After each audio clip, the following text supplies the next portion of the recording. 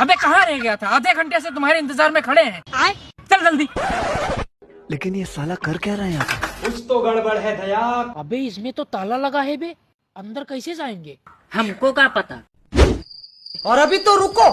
हाँ, एक काम कर, बीड़ी जला। बीड़ी जल गया बॉस।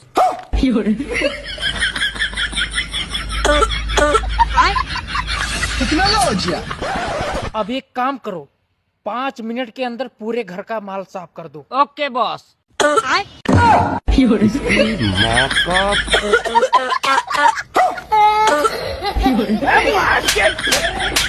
साला तुमको बोले हैं चोरी करने के लिए, पूरे घर में मुजरा कर रहे हो।